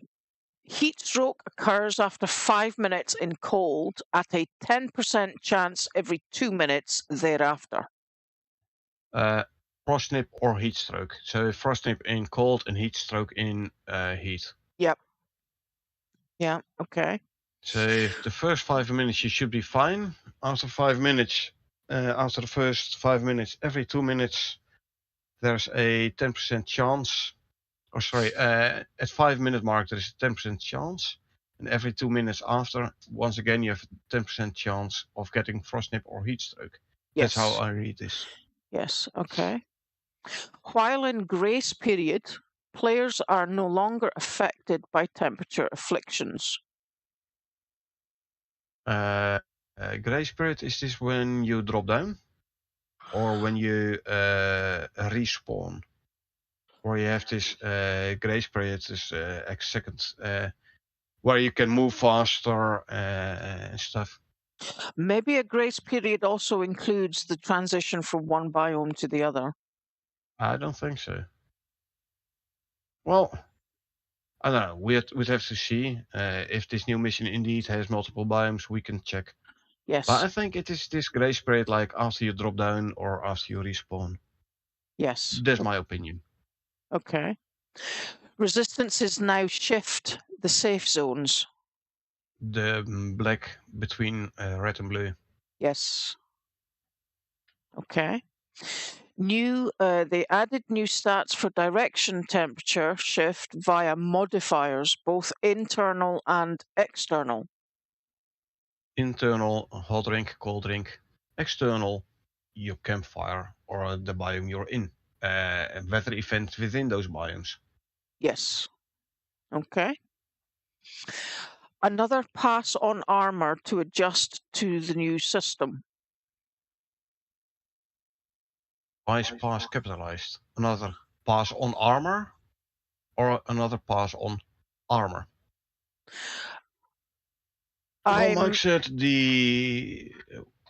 well, I don't know whether or not you tested it, Mike, the Naneo suit, or whether you tested it or you just looked at the theoretical stats. But yeah, I'd say fur armor should give you less heat and more cold resistance, as was shown in the screen in the picture above, where you had a very small blue zone and a very big red zone. Yeah, I reckon that's what they mean here. It's also possible that what they mean is whereas with last week's update, they had adjusted the resistances to read as insulation. Then another pass on the armor to adjust to the new system could also suggest that rather than just saying insulation, as Mike said in the chat earlier on, that the Naneo suit armor resistances are back. So another pass on the armor to adjust to the new system means they're just reverting back to instead of the insulation, we're now getting the resistances back. It does now indeed say cold resistance and heat resistance, and it doesn't say insulation as such. So, yeah. Yeah, Mike's just put into the chat. I think they just went from insulations to resists on armor again. Yes. Yeah, looks like they reverted it back indeed. Yeah, that's how I would read that anyway. Small adjustments to safe zone based definitions on the player. So again, it's the red, black, and blue sections of your temperature bar, I think. Yeah, the safe zone being the black part. Yes. Okay. External temperatures shown on user interface now takes into account water or wet external sources. So, like if you've been swimming or it's raining. That's interesting. And easily to test if you're in the desert. Jump into the river, see whether or not the external temperature changes, and then after 30 seconds, when you're back on the island, after 30 seconds, whether or not it changes back. I'm not sure I'm liking this though, because the temperature itself does not change. As we've said before, we can't please everybody. True. So, but think about it: the external temperature itself does not change. It just gives you the wet modifier. Okay, we'll see. Well, it would make more sense that the external temperature should and would be shown. Okay. Yeah, well, anyway. All right, so we're into the crashes. I will turn the next couple over to you, Gail, if you don't mind. Right, so they fix a crash that could occur when the player receives a new quest objective. I don't think we've ever had it when we got a new quest objective that the game crashed. I haven't seen anything about this specifically on Discord either. But no. Hey, as usual, they fix crashes that can occur. By all means, go fix them. If we haven't had them, even less chance we will have them in the future. So yeah, kudos for that. Absolutely. The same for the next one. Fix crash that could occur when terrain gets generated. Well, actually, we might have had this one. I think we did have this one. Carl, do you remember when you were hosting and we all got kicked out? Yes. I think that's what happened because you said, I remember you saying I was just running along and it could have possibly been that I was rendering the stuff in the distance. Yeah. And I think that's possibly what happened there was that we did actually experience that crash when the terrain was being generated by the host. Quite possibly, yeah. What would you say to that, Carl? I'd say it makes sense. Only question would be is if that's something that we would still encounter either way, because of a performance issue on the host side, or if that's now what they're obviously mentioning to.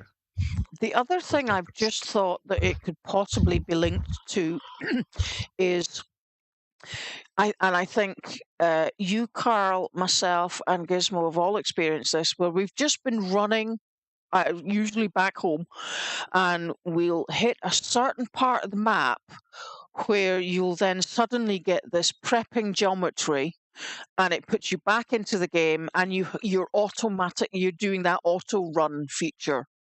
Yeah, it's not really a crash as such. And actually, this thing has come up a couple of weeks ago in patch notes as a fix. Okay. Well, if it's a crash, and I think we have experienced it, it's good that they actually fix that. Well, it's not a crash if the game doesn't crash. If you are being put back in auto-running state after prepping geometry, I wouldn't really call it a crash, but okay. Hey, they fix it. I'm all for it. So they added a safety check to the D3, D12 texture.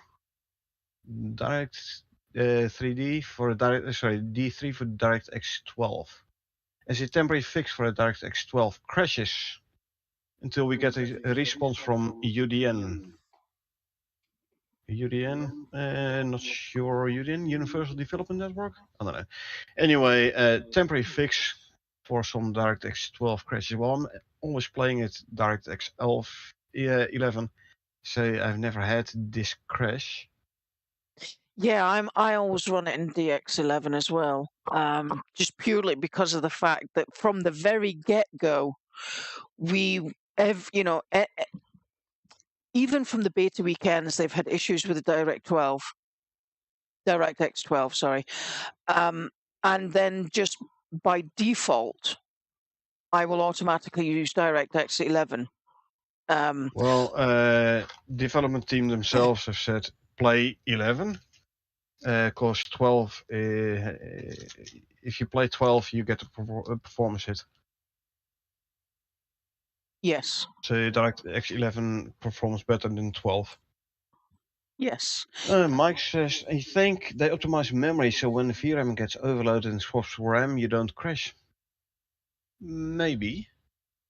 So yeah, you need loading in new terrain, so pushing the old terrain data from VRAM to RAM and loads in new terrain data into VRAM.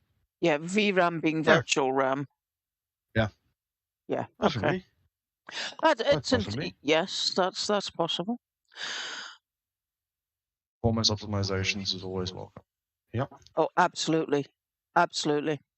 Okay, fixed so crash. They fixed a crash that could occur when a player hits an object in a cave. Never had that one. Don't think so, no. No. We're So so basically lucky. you're We're so mining, lucky you that hit we a rock, haven't and had then all boom. these crashes. We're so lucky we haven't had all these crashes. Yeah. Okay.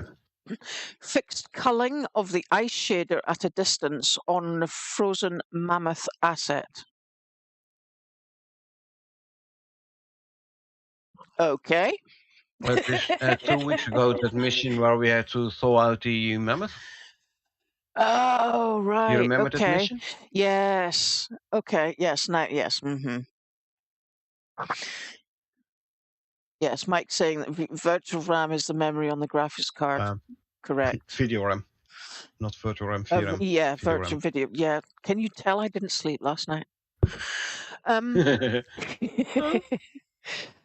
Okay, so they fixed the culling of the ice shader at a distance on the frozen mammoth asset. Yeah, so if you okay, come I'm in sorry. from a distance, What's it the will ice? show better. Yeah. What?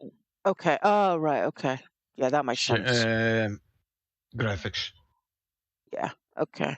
Fixed grenade ballistic settings so that it doesn't launch upright. Throw it straight in the air and then it explodes on top of your head. Good, I fixed that one. Not that I've ever used grenades, except for anything but fishing. Except for fishing, but yeah. The frag grenade is really good for fishing, but you need to be able to get a concentration of fish. And in the knowledge that as soon as that grenade hits the water, they scatter. Yeah. Yeah. Okay. Fixed memory dependencies caused by sprinkler system. Well, we only tried it out the once and it worked really well. No, I'm talking about memory dependencies. Same with the light slot items. Yeah.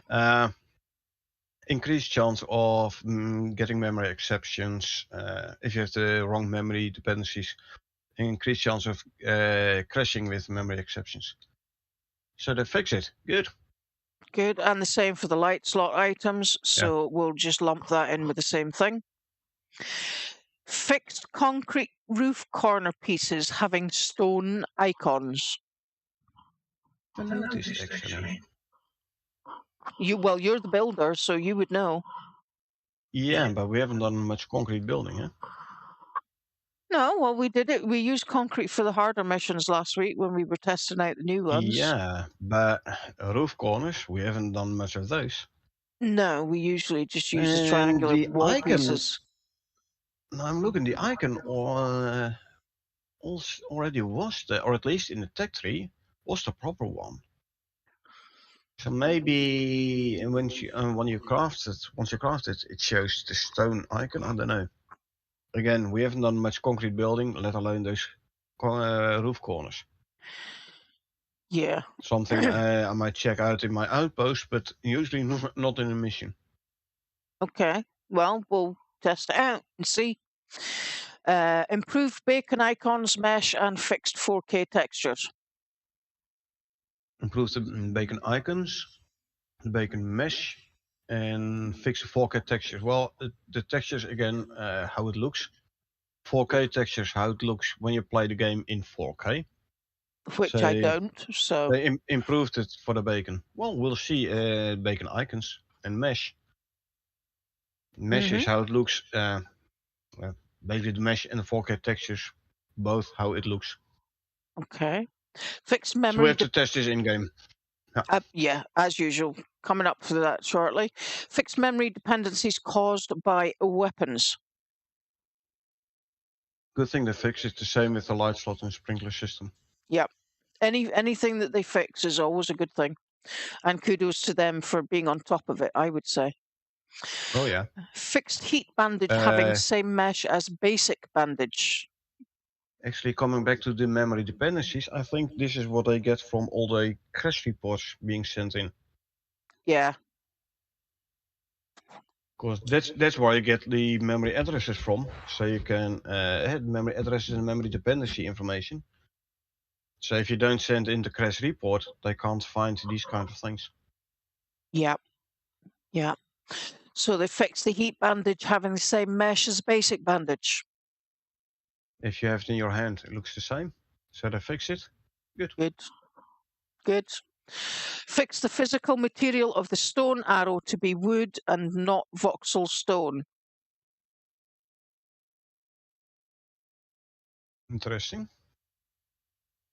Okay. Physical material of the stone arrow to be wood and not voxel stone. Must have to do something with how it handles, I think. Maybe what it weighs, I don't know. Let's see. I don't use that stone arrows too often, but I will be testing it out. I don't think we will see much of a difference.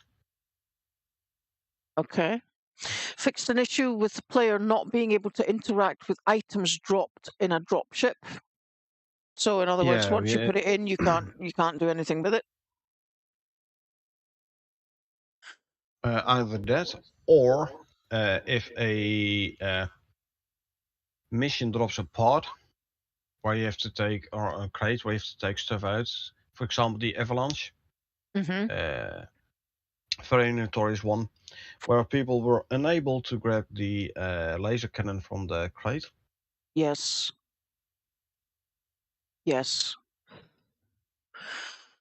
Well, that's always a good thing. There's nothing worse than not being able to get the given items that were supposed to be given for any particular mission, and that rang true even last week as Carl wasn't aware which character he'd taken in to do a particular mission where we had we were wanting to do the get the repeat the new mission. Yeah, get the scale weapons, and we hadn't done that on our other characters. And Carl, not realizing what we were doing, actually took the character that already had the scale weapons, and so therefore, when we went to the crate, the drop pod to actually pick up the stuff from the crate, there wasn't anything in it. Maybe because of that, maybe it had another cause, but definitely it was annoying that we had no solar panel, no war pump, no electricity tool, no war tool. Yeah, but so we actually had to go to tier 4 in order to make this stuff. Yeah, but at least we had the option of actually making it ourselves. So it, it took us a little bit longer, but it didn't mess us up too badly. We just had to increase our level tier to make the stuff. So fixed an issue where next two are basically the same, I say. Yes. Now, I was really enjoying this one. Enjoying this one. Yeah. Fixed an issue where aggressive fish would not attack the clients. And I mean, I've said forever now. And the other one, fixed the bug where fish were attacking hosts but not clients. Yeah. Yeah, so they go hand in hand, but I was really enjoying the fact that I could go fishing and Gao couldn't without getting bit. I only had to look at the war and I already got poisoned by the piranhas, and Echo's like, yeah, they don't know nothing. Yeah, they don't do nothing. Well, they don't like me anymore. They will start attacking you again. Oh no! Don't worry. Oh, no fair. Finally, That's a bug I could quite happily have lived with. Finally, justice. Yeah. Okay, revised meshes textures for metal ingot items. Okay. They revised, so they changed how it looks. Okay. Alrighty. We'll Changed the prospect text from friends to Steam friends only to make things clearer. Yeah. Apparently, people were like, I want to play with my friend, but he can't see my mission. And then the question is, are you friends on Steam? And then the answer is no. I didn't know it was necessary. Alrighty. Yeah. Well, they made it clearer now. Good. Good. Good. Oh, now this is interesting. Especially interesting for me, seeing as I've done the 4-part. Hopefully that will be added to later, but it's a 4-part series just now on the lore. Added a button to watch the no rescue video on the title screen. Yeah, it'll bring you to, in a browser, not in game, but in a browser, bring you to YouTube, to Icarus channel, and no rescue video on their channel. Or you could just go to my channel and watch it. That's true. Okay, fix a bug where an audio wouldn't play when some creatures were not visible. That's handy. I don't know whether or not we have experienced this. Is it that hard? If they're not visible, you don't know they are, so you don't know you are missing the sound. True. But yeah, less chance of a surprise, so always good.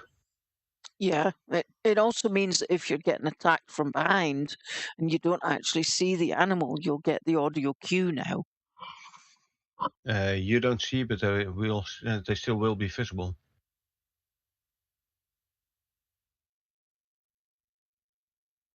Not for you, but they are visible for one who's standing next to you facing the other way around. Yes, very true. We're talking about completely invisible animals, not visible animals, I have to say. Yes, I have to laugh at Mike. Sorry, I have to laugh at Mike here, who says in the chat, "Lol, I've already seen it on Echo's channel. Late to the game, they are." Yes, Mr. Jura. They were on Echo's channel a long time already, yeah. Yeah. Yes, absolutely. So here we go. Fix an error where some subtitles didn't match Saul's dialogue in the Waterfall Expedition mission.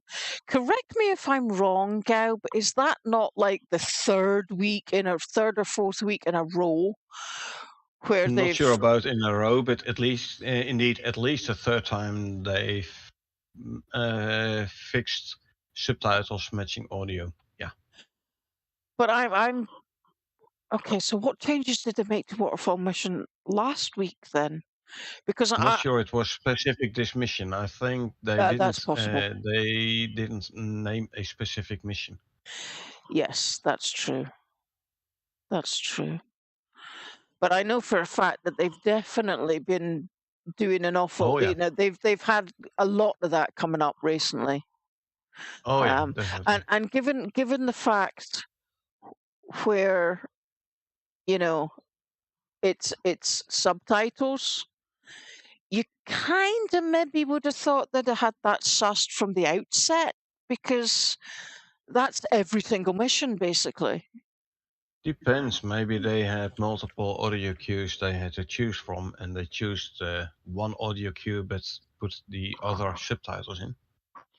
Yeah. And like, you know, when they shoot movies, they do multiple takes of a scene. Now imagine them splitting the audio and the video tracks, which they do quite regularly. And if they take the video track from take 1 and the audio track from take 3, audio and video would not match. Yes. Yes, that's possible that they did a kind of similar thing here but instead of the video and audio, they did the subtitles and audio. Yeah. Yeah, I've just replied to Mike in the chat. Yes, they are indeed late to the game. Maybe they got the idea from me?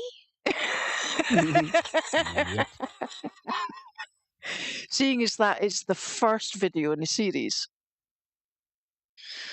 Okay, we've got two more to go, and then we can go. We'll have a quick chat about what we tested last week or over the last week, and then we'll get to testing out this week's changes. So fixed the portable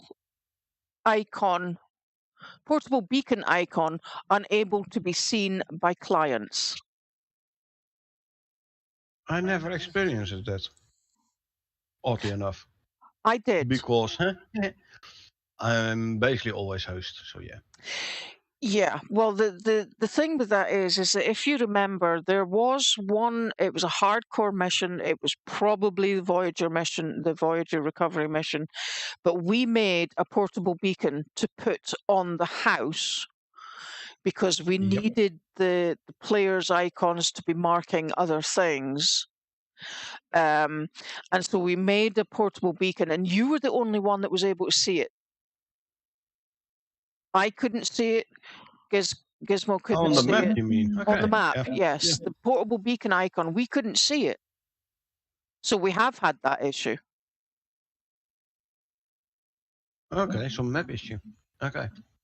So again, I never experienced it myself as such. But that's because you're usually the host. Yeah, okay. In return, I was the one always getting attacked by fish. So it balances out. Yeah. Okay. Last and certainly not least, added max retry count to prospect expiry request to back end. Okay, so they've, instead of being able to do it 50 times, you can now try 100 times before it'll expire. No, they added the max retry count. So the backend, basically database server.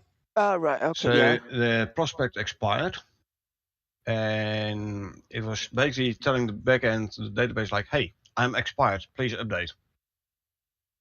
And if it failed, it tried again and again, and it came into an endless loop. Now at least they added a max retry count.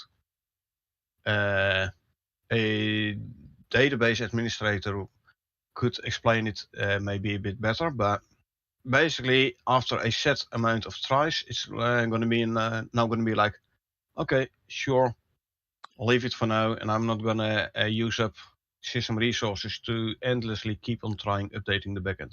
Okay. Okay. So they've added the timer, not extended it. Okay. Yeah, they added max try number. Yeah. So every time they try, the counter increases by 1 until it reaches a set max, and then it basically stops. Yeah. Stops trying. Yeah. Instead of getting into an endless loop. Yeah, that'll save on server Server resources, yeah. Yes, thank you. Sorry, I need to cough. So yeah, maybe it'll increase the overall performance a bit if the server isn't busy with all those extensive retries anymore. Let's hope. Yes. Well, here's hoping. So that for now would seem to bring us to the end of the information for the update. So let's quickly move on to things that we tested last week. With regards a very important one, K-form bow repairing works. Yay! Very important indeed. That was crucial because now. Oh yeah. Instead of having to craft multiple bows and then just chuck it as soon as it's broken, you can you can fix it, reuse it, and just make another as a spare. Yeah. Looking through the points, they had increased grown and harvest rewards for coffee, tea, cocoa gores, and decreased recipe ingredient requirements. We did test that. The the decreased recipe ingredients weren't. It wasn't that much decreased actually.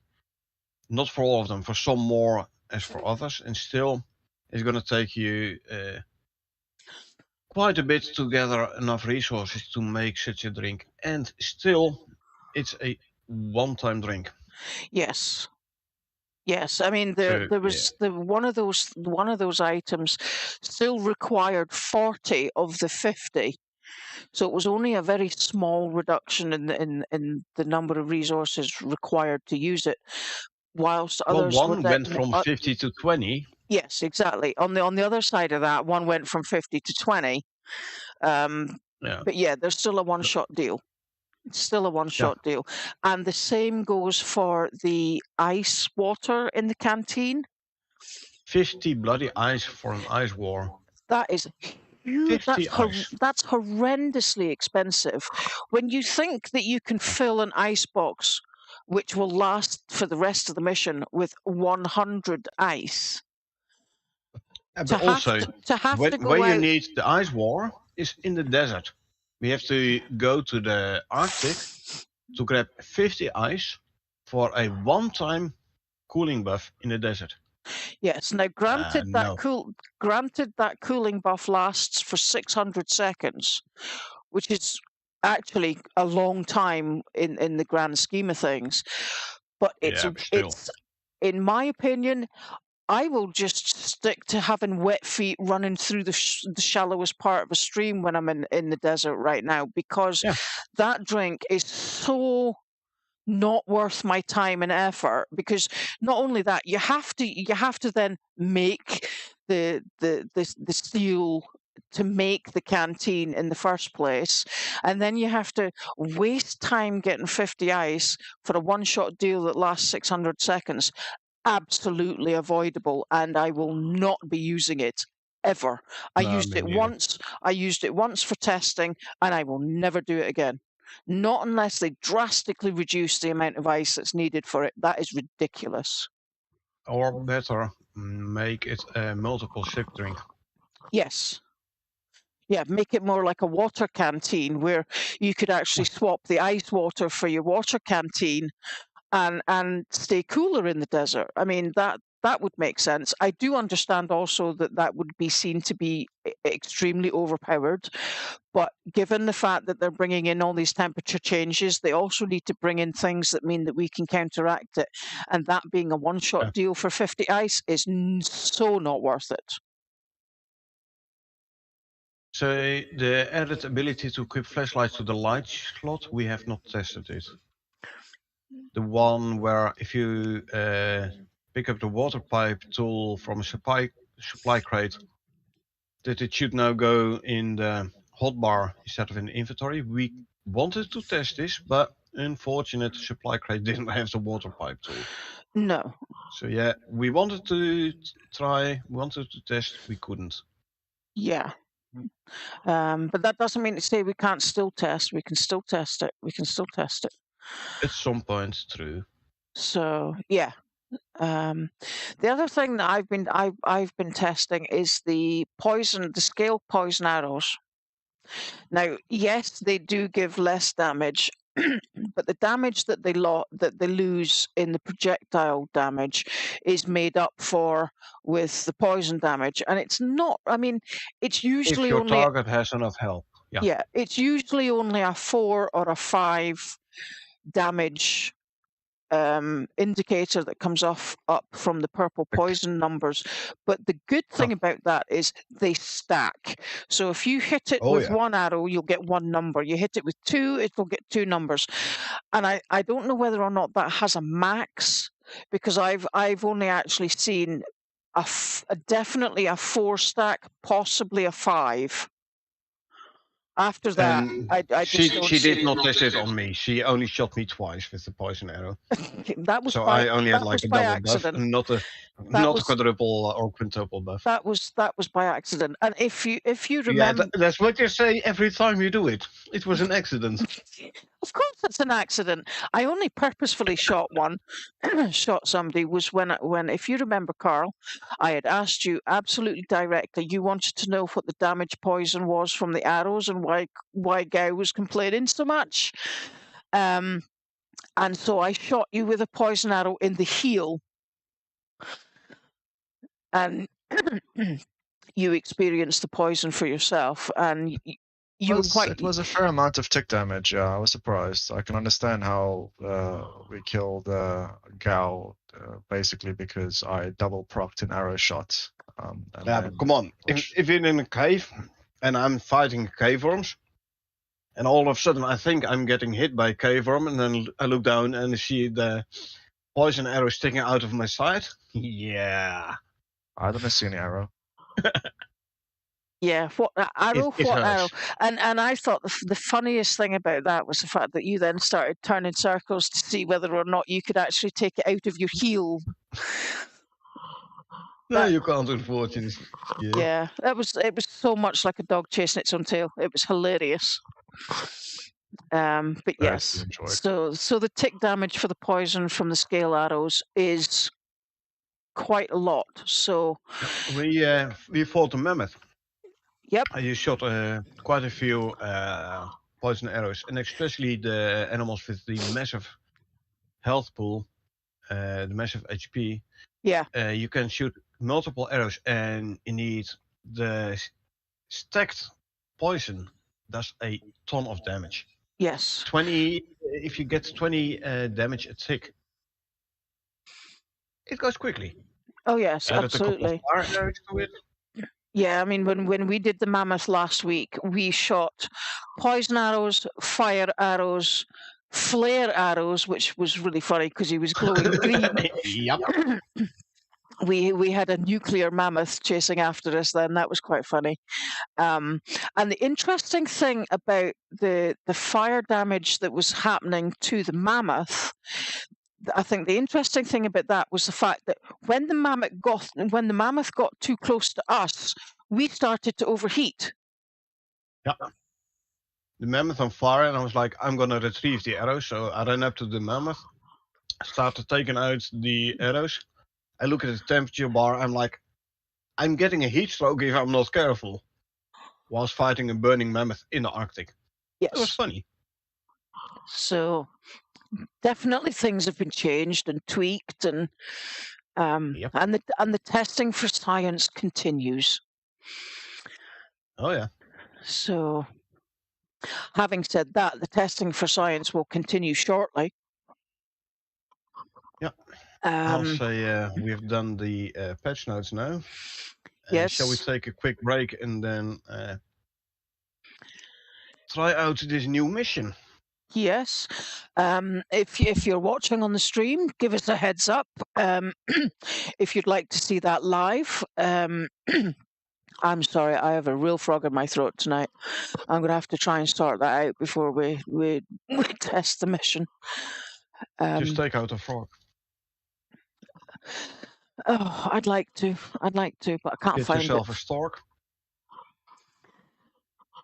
Okay, Mike is saying, thank you, Echo, gentlemen, see you in the stream. So you'd be up for watching a live stream then, you would? We would also like to say thank you to those who joined us in the chat. It's been an absolute pleasure as always. We will return approximately the same time next week, give or take. Real life things interfering with that. We do it usually about, I don't know, would you say 5 p.m. my time, Gao? Roundabouts, yes. Yeah, just about 5 p.m. So just to be clear, UTC +1. Yes, it is now because Britain has gone into daylight savings, British summertime. So daylight savings time, yes. Yeah. So so the timings for me have changed with everything for that. So it is UTC +1. We will try to be there next week around about 5 o'clock. So if you tune in then, we will go through week 18 and whatever week 18 is called. Until then, I'd like to thank that's 9 a.m. your time. Okay, that's a good wake up to the morning, cup of coffee and a bagel, and Yeah. join the chat for this week's Steam Icarus update. Absolutely brilliant. So we'll be there around about 5 o'clock. It may just be a little bit after, so if we're not bang on 5 o'clock, just hang around. We will be there. I guarantee it. At this point, I'd like to say thank you to Carl for joining us. Carl, aka Snake Eyes in game. It's just quicker to say Carl. So thank you very much for joining us for this live stream. How do you feel it went? It was good. Obviously, I barged in unannounced, but it's good to review the notes and take key points out of what has been released in game, and yeah, well, hopefully it proves beneficial to somebody. Yeah, absolutely. I'd like to say barge in. Always welcome. You're part of the team. You know that. You don't need to ask. Just come on in and say hello. Maybe you'll join us for next week if you have the time. Until then, go. It's good night from me. And good night from her. And we will see you on next week's stream. So thank you very much for joining us. In a couple of minutes for the game. Yeah, give us a 10-15 minute break. We'll be there for a live stream with probably the new mission. So we will see you there. So until then, we will catch you next time. See you later. Bye. Later.